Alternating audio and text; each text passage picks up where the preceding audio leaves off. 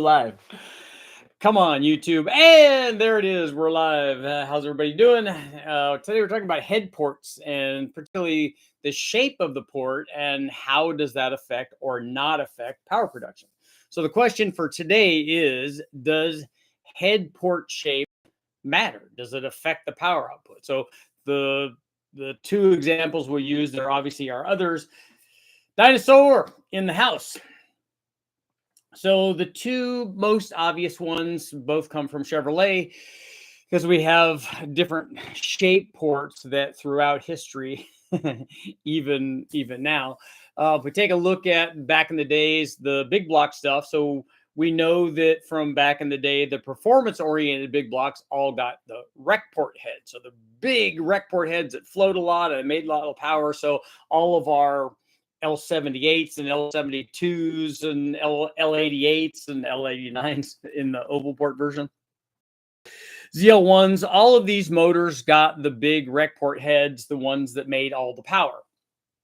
And all of the lesser, more pedestrian kind of big blocks got oval ports, 049, 781s, all the modern Gen 5 stuff got the peanut ports. The Gen 6 got a little bit bigger oval ports, but still oval ports.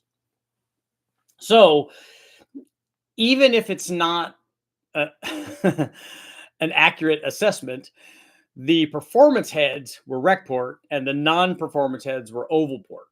Now, we know from all of the testing that I've done and many guys way before me and that have done more of this stuff than I have, that guys can get oval port heads to flow a lot. In fact, we see that on performance big blocks.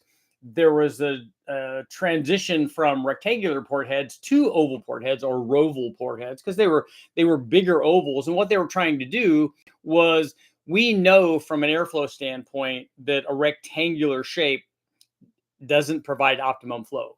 There's a lot of dead space in the corners of each one of the rectangles. That's why they rounded those off, because they could round those off, change the port volume, and still have the same flow, because that's just dead space. So they know that that works. We're not really talking about that. We're talking about the assumption that oval port heads are somehow lesser performance oriented than rectangular port heads. And then we see, so the test we're going to talk about today, airflow research oval port heads versus factory rectangular port heads, and not really a fair comparison. One of them is an aftermarket aluminum head. The other one is an iron factory head. But it gives you I use it as a good example to demonstrate, excuse me, what kind of power gains you can get. And really, more importantly, what we should be looking at, because we shouldn't be looking at port shape, because that's really not the big thing. That's the little thing. And we see a similar thing with cathedral port heads. So I've done lots of testing. We ran the 5.3 recently with the Brian Tooley Racing, the big camshaft, that LS3 stage 4 camshaft, getting up near the biggest cam that will fit in this 5.3. We ran rec port heads on. Unfortunately, on the 5.3, you can't really run the rectangular port heads. We ran cathedral port heads on the 220 ASCAS that the guys from Brian Tooley ported and made them flow even more. And so that will also be an interesting discussion. Do you want to make power with the bigger rec port heads, and usually the attending bigger valves, the bigger ports, all that stuff, if you're running an LS, and obviously not on the 5.3, but do you want cathedral ports? And are there some applications like that 5.3 or 4.8s or even 6.0s for that matter, where cathedral ports would be better? And again, same discussion as the big block stuff. Are we really talking about the port shape? Is that the discussion we should be having? You get guys online, just like with the big blocks. Oh, you got to have the rec ports. I can make 1 million horsepower with rec ports. Same thing with the cathedral versus rectangular ports in the LS world. Oh, rectangular ports make more power, and nobody should be using cathedral ports. Or cathedral ports make more power and they're better in some way. That sort of argument is missing the point of what cylinder heads do. And that's what we want to talk about today. And so we could take a look at a test that I did in comparing a set of AFR Airflow Research 265 oval ports, which work very well. And they're the smallest offering that they have, which is interesting because this is the other thing when we're talking about particularly big blocks, but also the LS stuff. You're not talking about port shape, although that normally is the discussion: oval port versus rec port, or rec port versus cathedral port. But what you're really talking about, or you're also talking about, is port volume. So some of the heads physically, regardless of the shape, have smaller port volume than the others. So you have, in addition to changing the shape, you are also changing the port volume. So you're changing the velocity. If we assume that the two heads have the same airflow, which they don't, but if they had the same airflow at some lift range and one of them was doing it through a smaller port, that would be a more efficient port. So rather than the shape of the port, you really should be talking about, and that's what we're talking about today, is that the thing that you should be concerned with when you're talking about cylinder heads, big block Chevys, Dodges, whatever, is how well does the thing flow? And not just how well does it flow at the peak, how well does it flow everywhere? So does it have really good low lift numbers? Does it have really good mid lift numbers? That tends to be the thing that most guys focus on when you're talking about power production. Does it have really good mid lift flow?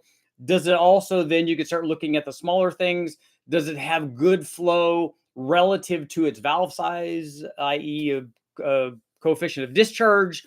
Does it flow well for the port size? You could start really kind of nitpicking. And then also, one of the things that people don't talk about very often is how efficient is the combustion chamber? The combustion chamber can help determine how much power you add from a given head swap. So you can change a number of things. You can change one, the easy thing, or the big thing is the combustion chamber size. So we can go from, like on big blocks, we can go, when we were talking about the Gen 6 cylinder head, the stock one, 102 cc's. Most of the other big blocks, 118 to 120 something cc's.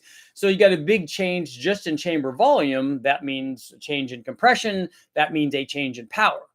But in addition to just the bigger, smaller thing, you can also look at how efficient the chamber is. And a good example of this is, and this is what one of the things that Brian Toohey shared with me years and years ago, decades now probably, is that they did a test on 317 head. So for the LS guys out there that don't know, the 317 head and the 799 or 243 head are supposed to share the same intake port and the same exhaust port.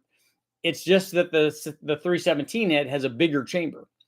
Well, not only does it have a bigger chamber, but it also has a different design chamber. So the efficiency of the chamber is different, irrespective of the bigger, smaller thing. Yes, it has less compression, but what they did was they even milled the 317 to equal the compression of a 799 243 head.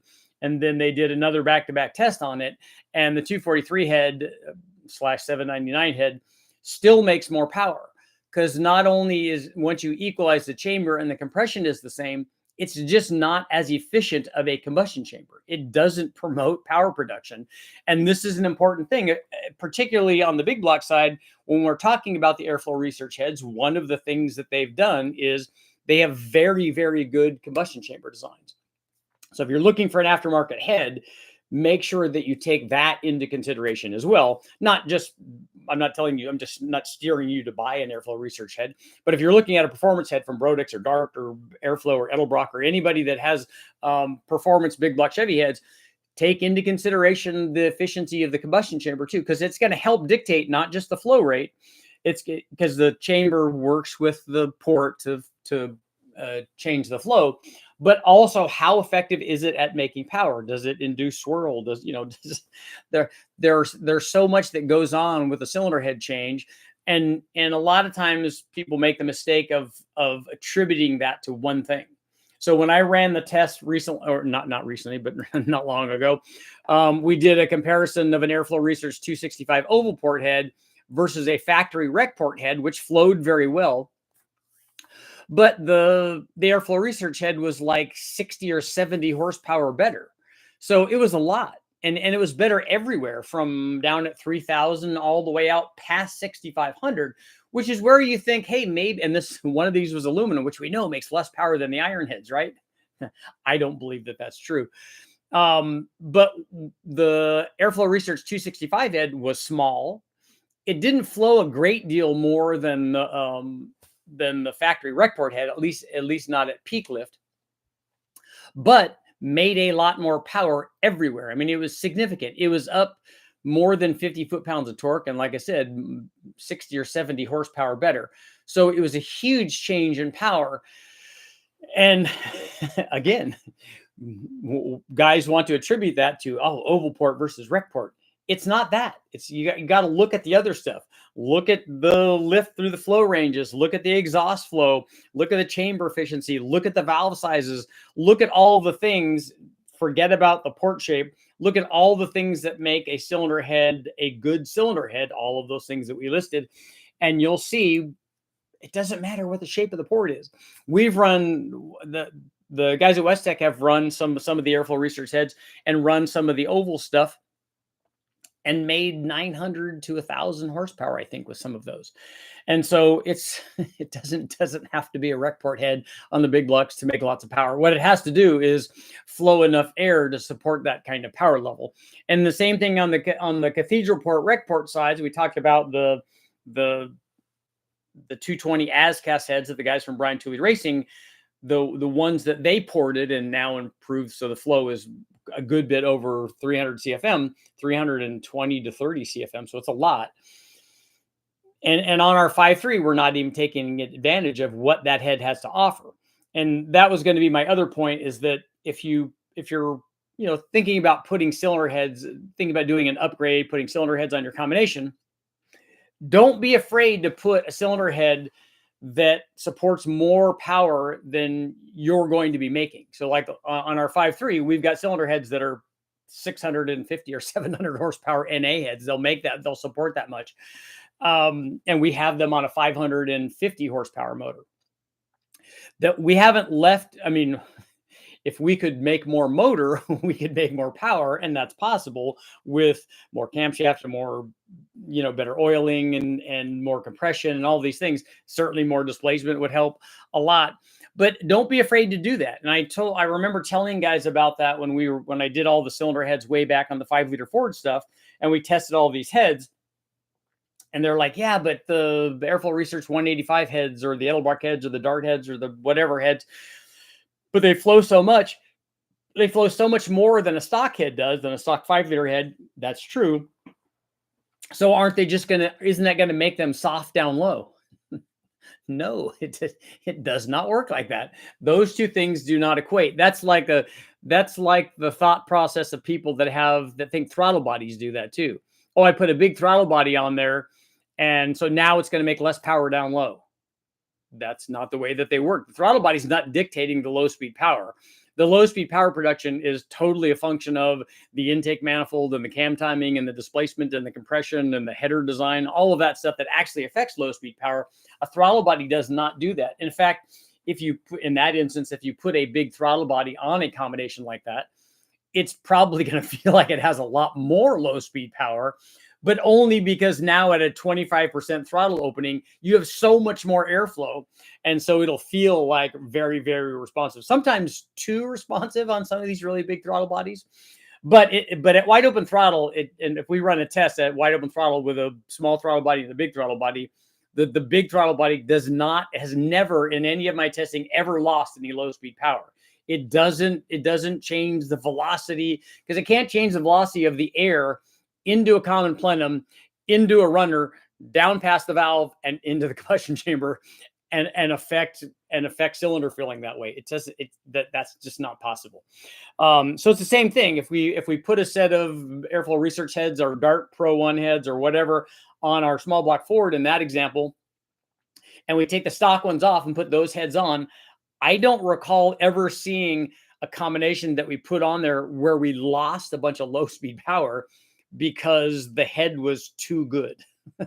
In all the instances, the power it may not have made a big change down low, like at 2000 RPM, because the stock head had enough airflow to support whatever the power production was down there. It's not very much on a 302 Ford, even one that had a cam and stuff in it.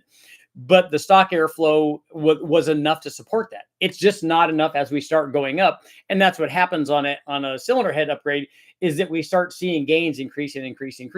So port shape, port volume, the airflow. Pick the cylinder head that does the thing that you want it to do. Irrespective, don't worry about the shape at all. Just put that out of your mind. That's really not even an issue.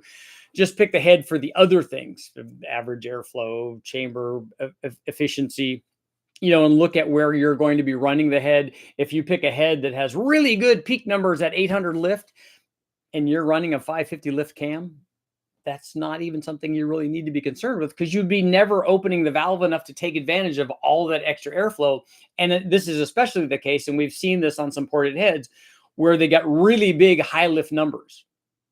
Okay, that's impressive, but I'm never out there. So what is the gain in the range where I'm actually using it? So if you start to do the calculations there and go, well, I really didn't gain very much down low, because in their quest for really big high lift power, they've sacrificed stuff down low and in the middle at the 200, 300, 400 range, which is very, very important for making power. If they've sacrificed that in their quest for 800 and 900 lift maximum airflow, then that's just not a good combination for you if you're running a small camshaft. So make sure you're considering all that. Let's see what you guys have going on this morning. I'm finishing up a video on the Performance Design adjustable intake manifold. So we've got adjustable runners, interchangeable runners. Basically, they come out and they've got a radius entry, and so we change the runner length and change the power curve, which I like to do because I love adjustable. I love adjustable runner manifolds. That's for one, it's easy to change on the dyno, but it's also very cool because it has such a significant effect. Let's see what you guys got going on.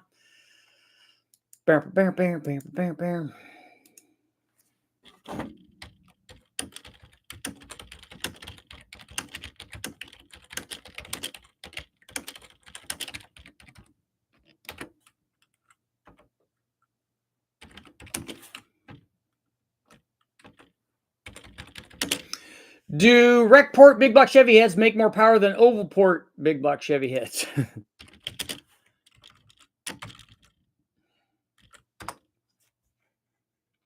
That is our poll. And we're polling.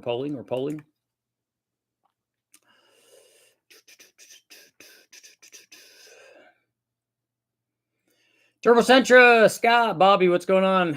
So the Sentra's ready to race? Let me know. Do you have a draggy Turbo Sentra that you could do some, launches with? The rec port heads are great for 4-speed classes. Oval ports did better on autos until you had a high stall to run a big cam. 240 at 50, 496 plus also like rec ports. I would disagree, Gary. I don't think that the port shape has anything to do with the performance of the head. I love the 706 heads on my 6-liter. I've seen a lot of guys with 049s and that style oval port head make a lot of power. If you have the wrong cam, can you grind it till it's the right cam? Well, we know, Michael, from past experience that you always have the wrong cam. So all you've done now is you have a regrind wrong cam. Bunty, what's going on? Saw the gold you came across in the yard. Yeah, there was a lot of cool stuff. Always like airflow research stuff. Their second gen LT1 heads were stout. I did a set of airflow research heads on an LT1 way back, and they're good. I've never been disappointed with when I've done a test with the airflow research heads. They've always made me look like a hero. Hey, look, I added a whole bunch of power. Well, I didn't do it so much as the people that designed the heads. How do I get my 6-liter to produce 500 horsepower? That's really just with the right cam, you could almost get there, but certainly replacing the 317 heads with something better, factory rec port heads, any aftermarket head, ported versions of those 317 heads or 799, 243 heads would definitely get you there. I'd love to have some ARPs for my LT1, some airflow research heads. Fair to assume that the port style matters when it comes to supercharging an LS. The Magnuson ones are only LS3 style rec port superchargers, I think, but how would a cathedral port head hold up? The head port shape has nothing to do with that. The fact that the intake manifold is designed to mate up to rec port heads, that's fine. That just means that they made their manifold for that later style head. But look at all the big bang motors. 1,500 horsepower on cathedral port heads. So there's no shortage of power that you can make. You can, with any of the heads, a rec port or a cathedral port head, that's not going to be the limiting factor in power production, especially on a boosted application. Richard, can you explain why LS engines are dogs off the line and they don't come alive until 4,000 RPM? Their power curves say otherwise. So I don't know what you mean. I don't know if that's a problem with tuning, if that's a problem with gearing, if that's a transmission issue. I treat my heads like I treat my cams. All of them are boosted heads and all of them are boosted cams. That's right.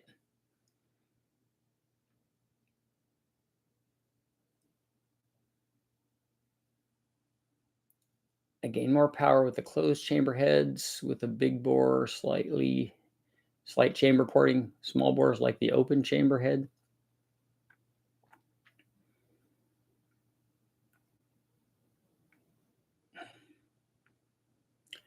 Torque management on stock tune pulls a ton of power down low. Yeah, we see that a lot from the OEM stuff.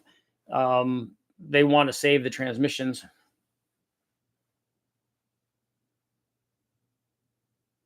That's my point. They have to be modified to make them what you want. The motor doesn't have to be modified, just the tune, just the factory tune. So it's not a function of the LS. It's a function of them taking a bunch of timing away and decreasing the factory torque output that the motor wants to make. But they're doing that to save the drivetrain. It has nothing to do with the engine, though. How important is unshrouding the valves? Is it worth the compression loss? Yes. Every time I've tested that, the added airflow, like I did a set of 706 heads and we unshroud the valves, we picked up like 13 to 15 CFM. And that's from a guy that's me, from a guy that doesn't do head porting. All I did was listen to Brian when he was telling me on the phone what to do. I wasn't referring to port shape flow. Yeah. Well, and that's one of the things, Gary, the rec port heads did flow more than the oval ports, at least stock to stock. But the reason that they gained power, if they gained power, was because they flowed more. Porting an M90 supercharger would be worth plugging the silencer ports. Can't find a definitive answer. Andre, I honestly don't know. I've never tested that to see if that's beneficial or not. I kind of would like to see that.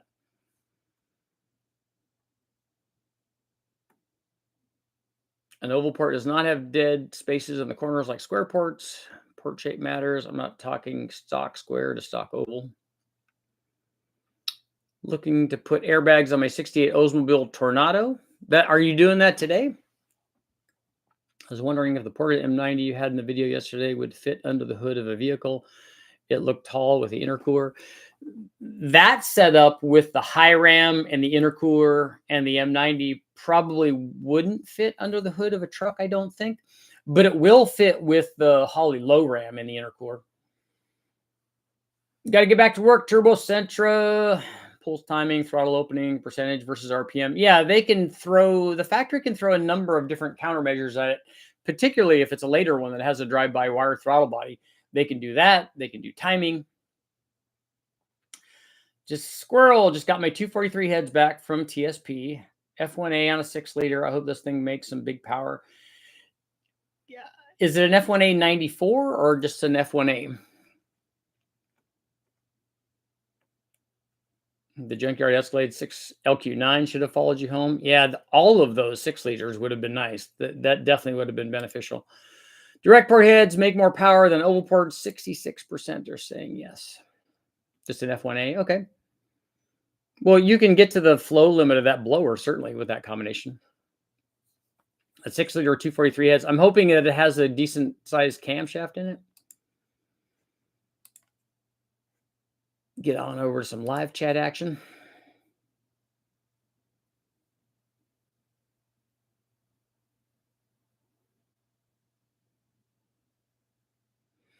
What junkyard had the engines? The one in Ontario over by West Tech is the one that I went to on Milliken. They had 4 6-liters, 2 sets of 243 799 heads, one on a 4.8, one on a 5.3.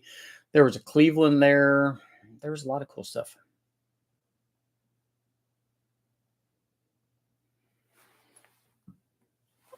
I think something with the trucks.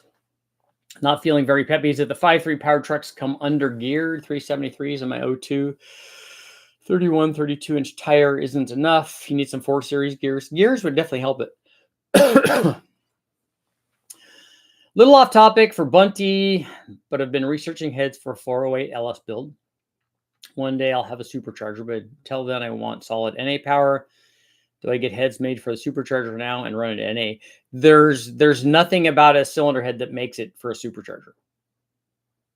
That's not accurate. So any cylinder head that you get will work with a supercharger. The thing that you'd be concerned with is whatever supercharger you're getting. Like if you're getting a positive displacement blower, is the intake manifold set up for a particular head design, like a rec port or a cathedral port? So you want to get that to mate to that supercharger if that's the supercharger you want. If it's just a centrifugal blower like a Pro Charger or a Vortec or a Torque Storm, then you don't have to worry about that. You just get whatever head you want and whatever intake that matches that. I don't recommend adapters on anything because it tends to hurt power. But I've seen guys put the LSA blowers on cathedral port heads with adapters, and they've had reasonably good luck. But you can make on a 408, take a look at the airflow research heads that we did on the one where I tested all the cams, and we made added 175 horsepower from camshafts, from a camshaft upgrade. So we ran airflow research cathedral ports heads on that, and that made 625 or something.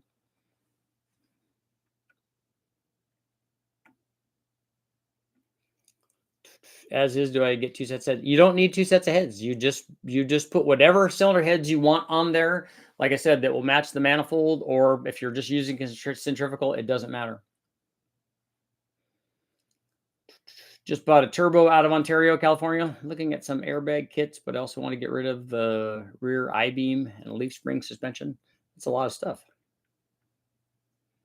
Do you have a favorite motor? I don't. I like whatever the next one I'm going to test is. Have you ever tested an F1A and an F1A 94 for comparison? I don't think, I have to go back and look. I don't think so. I remember testing the D1SC and then running an F1A 94. I don't know if I've done just an F1A and an F1A 94 on the same motor. An F1A 94 is a lot of blower. It can make a lot of power.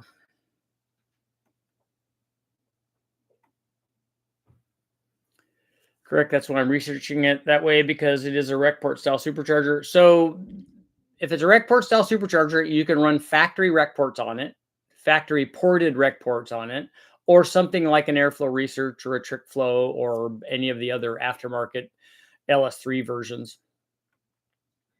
The airflow research LS3 heads are really good. So if you're looking for a head, they have good stuff.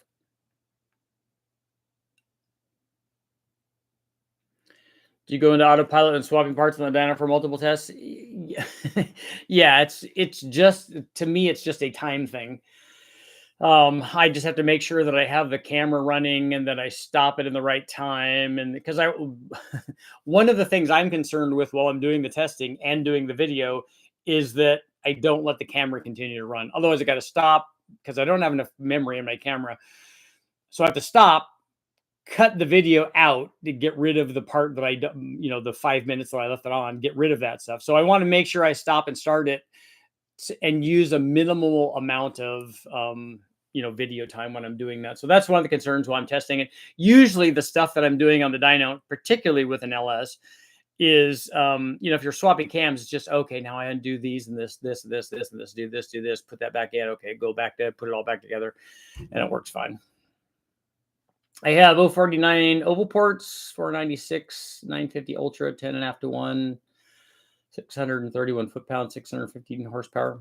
That's really good for Are those ported 049s, I'm assuming?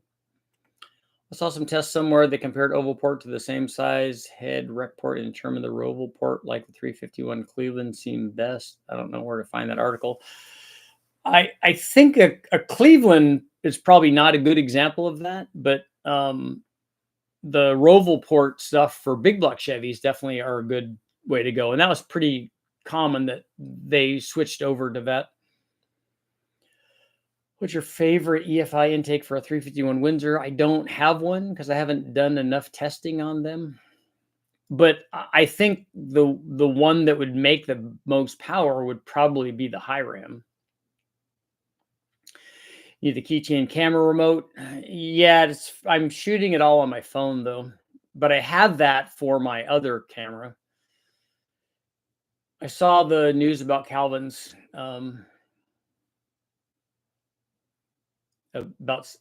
rig. Yeah. Wonder if the valve size affects which head works better. Yes, it does. It has an effect. It's not the sole determining thing, but I had the throats cut and bigger valves put in and the bowls blended. Yeah. 219, 188. Yep. Circles have the largest cross-sectional area for a given perimeter distance.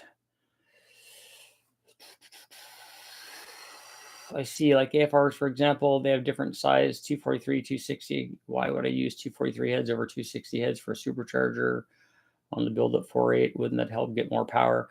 No, the bigger is not necessarily better, but what you'll find is that does Airflow Research in their rec port head make a 243 rec port head?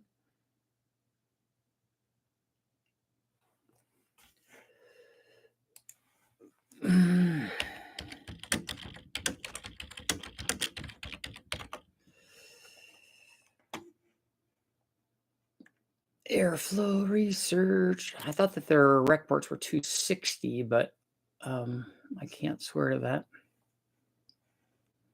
LS engine. Cylinder heads. LS3 Mongoose. Oh, so they have a 210, 205.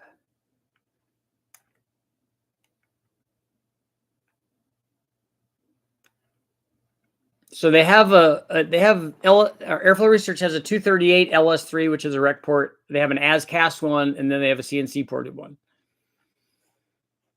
So if you're wanting to make more NA power, you would pick the CNC ported one. It is more money.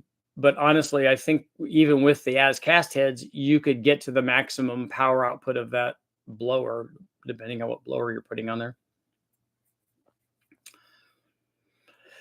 I never ran the RPM to make a Holly high ram a good choice. Yep. Well, again, Tim, it would. That's why if somebody asked me my favorite intake manifold, that's not a good question. The question is, what intake manifold should I use? And I'm only running to 5,500 RPM, and then we could maybe get a better option.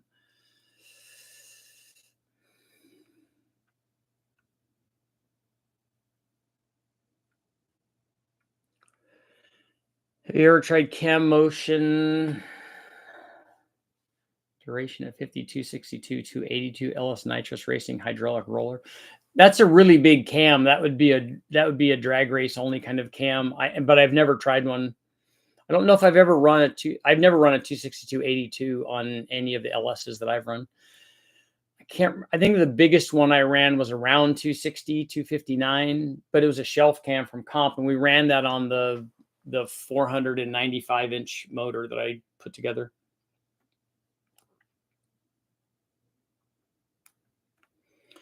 Is it true that purchasing a turbo automatically enters you in a club, whether you want to or not? They say do it by way of forced induction. Is there a club for everybody that has a turbo? Richard, have you ever run Speedmaster heads? I have. Found a set of secondhand ones that have never been used for $500. I'm curious how well they flow. Much better than the old 289 heads. Yes, their aluminum heads will flow more than those. But what I found with a lot of their heads is that they took a pretty good bit of work. So I don't use their springs. We usually don't use their valves and then we have the valve job redone. So it's a little bit of work to get your inexpensive heads back to working condition.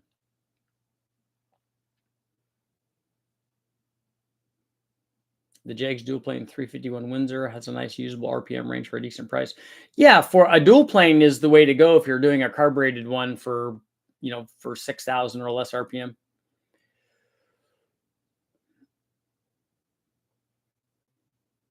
Would smaller intake port heads put out more stress on the crank than larger heads from volume resistance?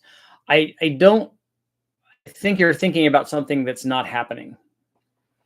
There's no stress on the crank. The stress on the crank from maybe you're referring to cylinder pressure. That's the equivalent of torque production. A centrifugal blower, you don't have to worry about excessive torque production because it's going to have a rising boost curve. The boost is going to be low down at below 3,000 RPM, and then it's going to rise in a kind of linear fashion, and it's going to have the maximum boost and the maximum power at the maximum engine speed. So you don't have to worry about that. You're all good. You're all good in the hood.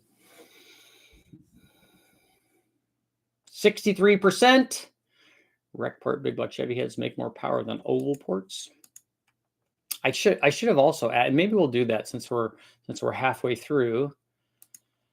So we're going to end our poll.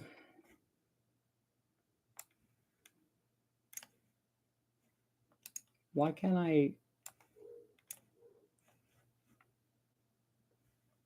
copy? So we're going to end that poll. I'm going to have another poll.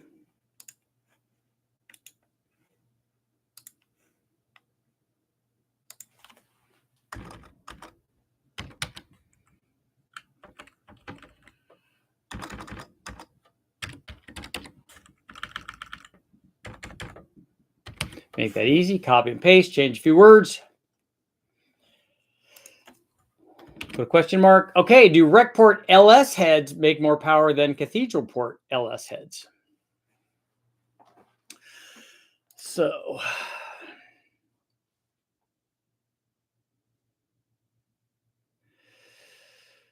what would you recommend for valves? There's a lot of good valves, inexpensive ones. Probably Summit has some, SI has some. In fact, somebody makes them for Summit, I'm sure. You don't need to get high dollar valves. You just don't want ones that are at the lower end of the spectrum.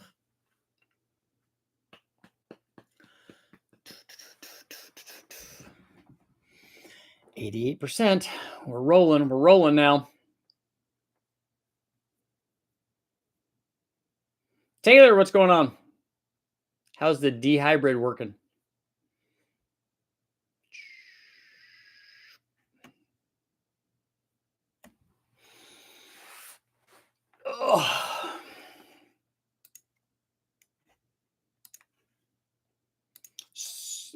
The other thing for everybody that has ordered a camshaft that I have not shipped yet, all of the remaining cams on order should go out this week. I'm hoping that I can send some of them out today. You did an engine temp test with an L33. What do you think would happen with a cast iron block, different heat dissipation?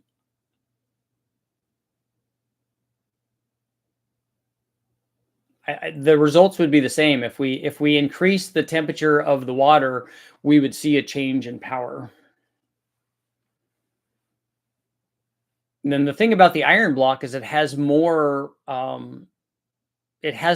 liquid volume in it. It has more room. The block holds more water, I'm assuming because of the transfer rate. It's great. Got it broken tonight. I'm going to make it drivable, and then I got to bleed the brakes. Yep. You got to make sure brakes are very important. Jared, hey, would a 408 F1A94 LS2 manifold with gold throttle body benefit from a larger aftermarket throttle body? No, if you're blowing through a throttle body, and I don't know what the gold one is, I don't know what size it is. If it's sized to match the opening of the intake manifold, which the LS2 manifold is not an ideal manifold, but if the throttle body is the same size as the opening of the manifold, which is like 90 millimeters on the LS2, if that's size, okay, you're fine. You don't need a bigger throttle body, especially you don't need a throttle body that's bigger than the opening of the manifold. And the throttle body size is really not important when you're blowing through it because it's not a restriction under pressure. The ideal shape of the intake port is a D, according to Larry. Yeah, to me, that's like saying that the ideal lobe separation angle is 105 or 108 or whatever. I don't agree with that. The ideal shape of a port, maybe for whatever specific application he's talking about. Maybe he's found that when he's building race motors or something that's worked out best. But otherwise, we don't see that out in the industry. The fast intake makes a big difference in the equation when asking that question. Do you have any flat tappet small block Ford cams left? I might. I have to look. I think I have 3 Ford cams. I need to look and see if one of them is a flat tappet. I know I have 2 roller cams.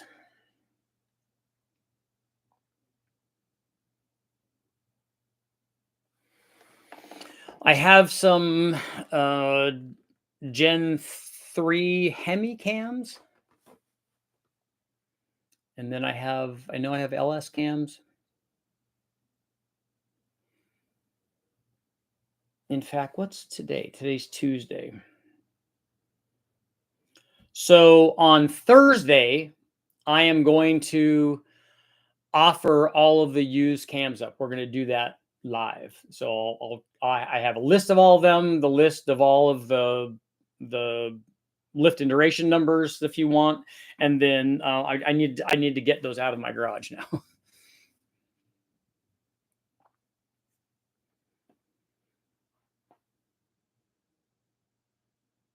I think there's an ideal intake port shape that would have been figured out before 1930. It would have been figured out long ago, yeah.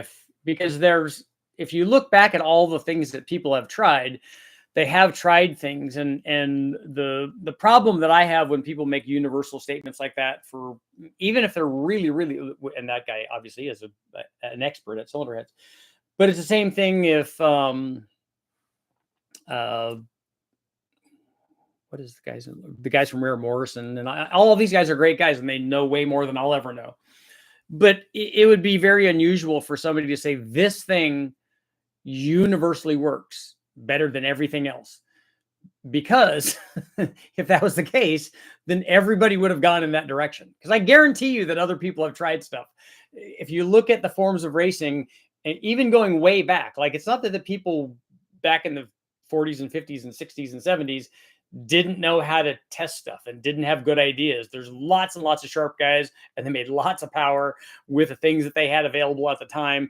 And so all of these things are tried, overhead cam V8s and all kinds of stuff going way back. And so this notion that somebody somehow recently discovered that is, I don't think it's realistic. And again, as I said, if that would have been the case, given the amount of development that people have done, if there was one absolute thing, all of the roads would have led people to that. And what people have found over the years in engine building, pro stock, Formula One, IndyCar, pro mods, whatever, stock eliminator, that lots of, and we see that in Engine Masters too, is lots of guys have gotten to a level of power with different approaches, doing different things. And not only that, with different motors, which is the cool thing, which is what I like about racing, is that you can make a Pontiac do that. You can make a Hemi do that. You can make a big block Chevy or small block Chevy, a slant six, whatever your thing is. If people apply enough knowledge and time and effort and money into it, you can make a really good one of whatever that is.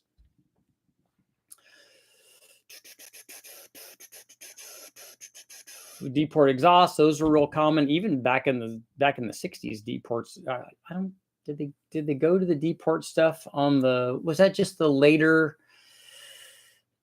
pro stock heads or aftermarket heads that they did that on, or did they actually do that on the L88 and L89 heads?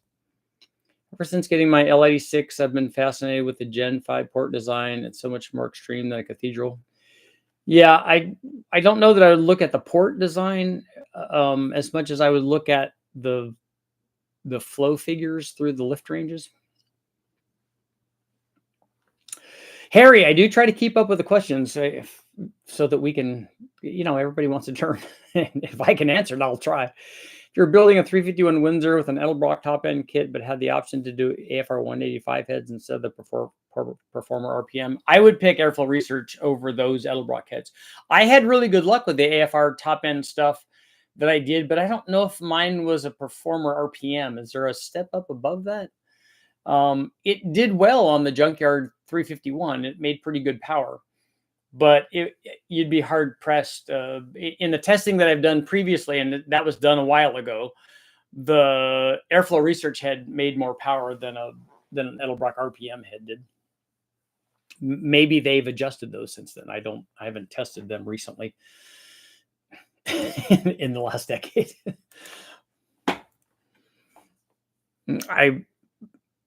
That series of testing is still fresh in my mind, even though it was a long time ago.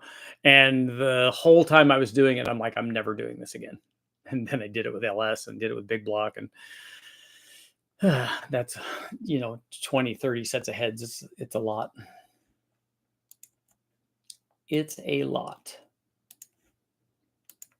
So how's this poll doing? Do rec port LS heads make more power than cathedral port LS heads? 75% are saying yes. That's a lot.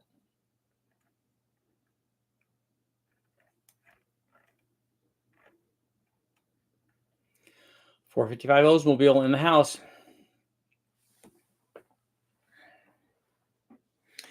Have you tested Promax heads? Yeah, I've tested several sets of Promax heads. I've tested their big block heads. I've tested their small block Ford heads. I don't think I've tested their small block Chevy heads that I remember. All the Promax stuff I have tested has worked really well. How'd you get started dyno testing all these engines? Well, I started long ago. Did my first story for Turbo Magazine on my Mustang, because I've always been interested in performance stuff. So I had a supercharged Mustang. Actually, at the time, it wasn't supercharged.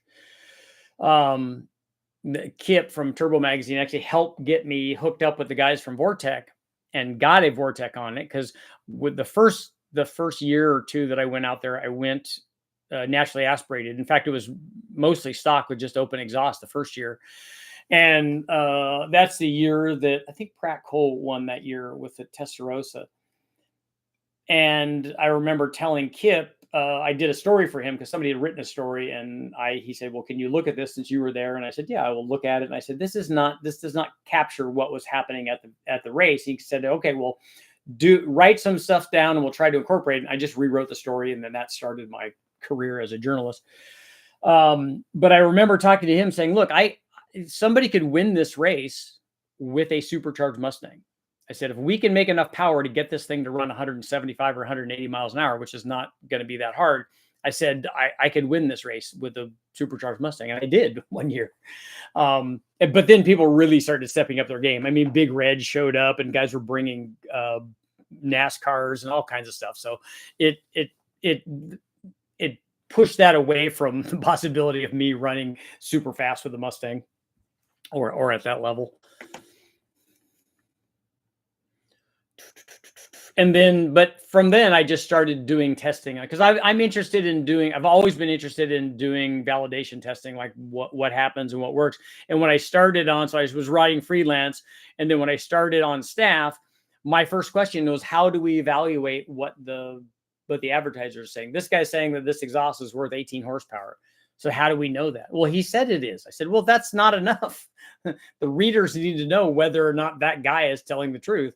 So that's our job as the editors. Our job is not to just get editorial money. Our job is to say, hey, look, we tested this thing.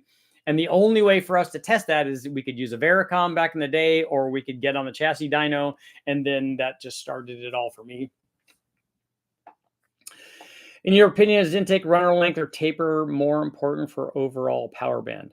I don't know what you mean by overall power band. Runner length makes more of a change to the power curve than anything else in the intake manifold. More than taper, more than plenum volume, more than anything else. Because we can make a dramatic change in where the motor wants to make power. Eric Weingartner has tested Promax heads. Did Eric run them? Did he flow test them? Did he run them on the dyno too? Didn't 351 Cleveland have a port plate making it a D port for low to mid range? Yeah, they had port stuffers available for the Clevelands, but they were not factory ones, though. They were aftermarket ones. Wilson, I don't do tuning. I'm not a tuner, especially with factory ECUs. All the stuff that I use on the engine dyno is Holley or Fast or MS3 Pro. I don't do any factory tuning. I'm not a tuner. He can't tune a car, but he can tune a fish. 75% are on the Wreckport bandwagon. That was fun back in the day, running out at the Silver State. I've always been more of a top speed kind of guy, and road race more than drag racing. The top speed stuff was fun, although looking back, because that's one of the first things that we did. And I remember meeting my buddy Bernie and Jimmy out at the Silver State, and we became friends immediately. But theirs was the same thing. Bernie was like, yeah, the first thing we do when you'd buy a used car, usually, because we didn't buy new ones, but when you buy a used car, you take it out and see how fast it would go. You'd find your favorite stretch in Mexico and leg it out and see how fast it would go. So we were talking about little cars, like they had Scirocco's and an Oldsmobile Tornado, and he's got a Toyota Corolla and a Z that they both had 240Zs. And so I was like, yeah, you gotta find that out. But the thing is, finding out on a supercharged Mustang that was making 450 horsepower at the tire or whatever, I think back then is what it was making. That goes pretty fast. Does runner length still affect power production in direct injection as much as carbureted or port injection? Yes, the runner length doesn't care about where the fuel is being directed. The runner length is simply a function of reflected waves traveling the length of the runner up and back. And it takes a certain amount of time to do that. And for that pressure wave to arrive to enhance cylinder filling, which is what it does, it provides a supercharging effect. And the time that it takes for it to travel up and back, and it does that many times, for it to travel up and back determines when the arrival point of that extra charge filling and when it arrives in the RPM range. And at some point, if it's a long runner, it takes a long time for that to happen. And so it arrives at the right time at low RPM, and at higher RPM, it just, the RPM is happening too fast. And so it goes up and it never gets time to get back to get the cylinder filling. On a shorter runner, then it arrives at the right time.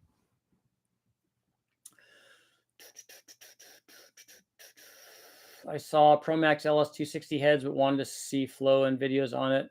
I don't have, I've never tested their LS rec port heads from Promax. Do you have a Wilson part of Big Block Chevy tunnel ram? I do not.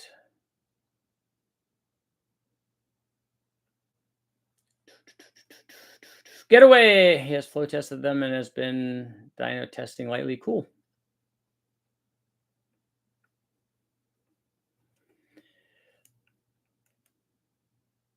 Plugging away. Should be driving this weekend. Good to go. Good to go. I'm getting ready to take a trip up to road trip up to Washington. I'm going to go pick up a Metro and unrelated and a V12 LS. So that will be a good little adventure. I like Eric's stuff. I like the flow testing he does. So now we just got to figure out a way to get the V12 to fit in the Metro, right? Transverse. That'd be a really wide Metro.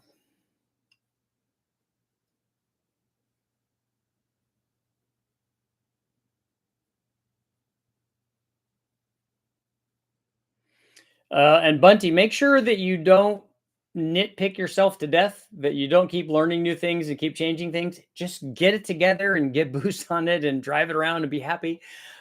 It's particularly if you're running boost on it, because boost is going to cure all the little things that you think you might have missed. A turbo V12 LS would be good in the Metro. Yeah, it would be good. That'd be like pro stock stuff. I think between the V12 and the transmission, we're already back to whatever rear end you'd have to put back there. The eastern side or the western side? I think I have to go to both, because I think, unfortunately, if I remember right, I think that one of them is on one side and one of them is on the other. I need to look again and see. Transverse mid-engine Metro. Yeah, transverse and a V12 is really that's going to be difficult. Yeah, Bunty, that's what I figured. Half a notepad deep. Yeah, it's and you could just keep second guessing yourself to death, and it just doesn't work. And it's so easy to make big power with a turbo or a blower LS motor. You almost can't do things wrong. Just put a cam in it and put springs in it. And if you're going to change the heads, there's so many good choices. Put heads on it, put the boost to it, get it tuned properly, spend the money on the tune, make sure you have big enough injectors and a big enough pump, and you're out there doing burnouts. Sean, what's up? You're here for the last couple minutes. And we even had, today was a 2-pole day too, pole on pole action. Rec port LS heads make more power than cathedral port heads. Do they? 75% are saying yes. And on that note, we will close out our poll. Much more than the 4L60 can handle. Yeah, I'm a little worried about just towing the V12, although it is all aluminum, which is good. So the towing the V12 and the little Metro back, but that shouldn't be a problem. Work up in Eastern Washington. Just did 12 miles on my bike. That's nice. If it didn't make a difference, why did the rec ports exist then?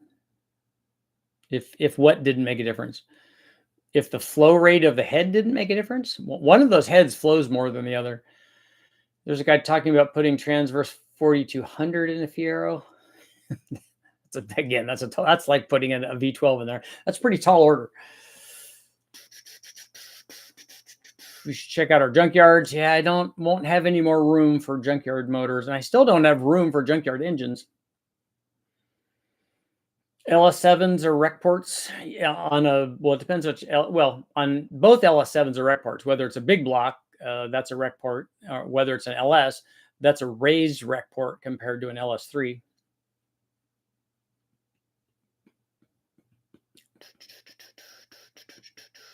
But if you don't think that you can make the same power as the LS does with cathedral ports, that's not accurate.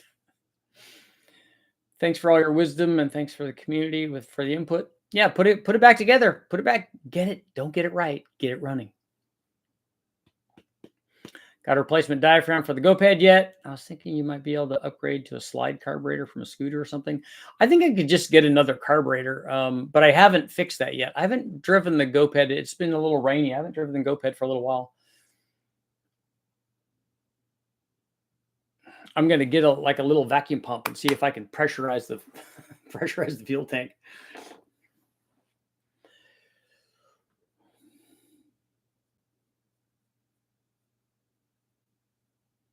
Barometric pressure has more to do with head flow than anything else. Really? Does it barometric pressure changes it more than the actual head design, more than the valve size and the port entry and the bulwark? And drives me nuts when people refer to the LS as a small block. It is the next generation small block.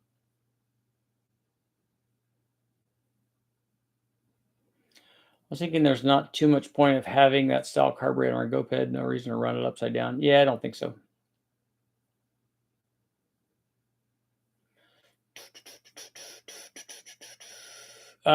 Shadow Ops. You don't need an aftermarket head to make the power that an LS7, a stock LS7 makes.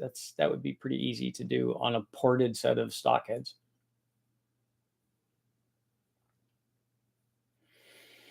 If we had no barometric pressure, the engine would not run. We need atmospheric pressure to force the air in, or is the engine creating a vacuum to draw the air in? I can't believe people argue about that. Is there a power increase of reducing the ring thickness? Yes. Most race engines use really, really thin rings. Don't put slicks on a stock 4L60 or a 4L65. Yeah.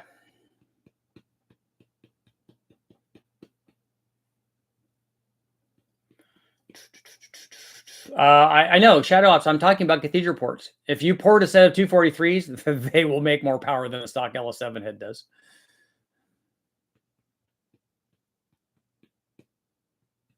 Jim calls them 3rd and 4th gen small blocks. Finally caught a live one. We got 1 more minute to get all your shady comments and questions and thingamabobs in there.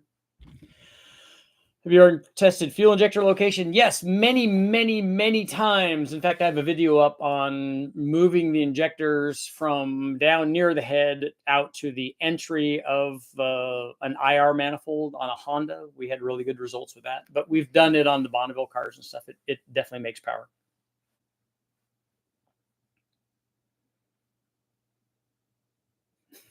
God's responsible for cylinder filling. 781 to 219, 188 ported is a great head for a 468. Yeah, a 781 is, I don't know if I've tested that casting number, but that's a 781 is like an 049, right?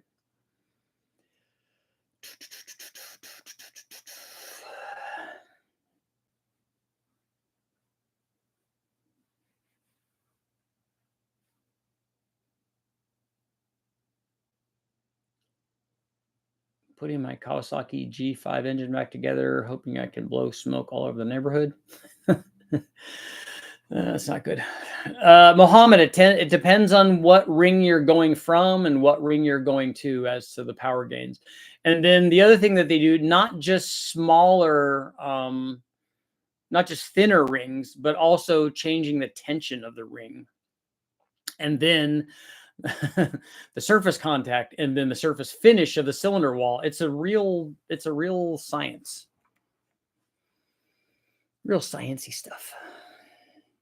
You should watch Lake Speed. He does a lot of that testing. Titanium valves versus stainless valves, all motor build, high revving LS. Well, the titanium valves are probably going to be easier to control than the heavier stainless valves. So I don't know, are you using the lightweight hollow stem valves from the LS versus titanium? Are you using the solid stainless valves? What is the weight change? The factory LS7 uses titanium valves. Titanium valves are common on 8,000 plus RPM stuff. And on that note, it is time to go, but I will be back tonight. I got to go work on getting this video up on the adjustable intake manifold, the performance design piece, which is very cool. So I should get that up today. Peace.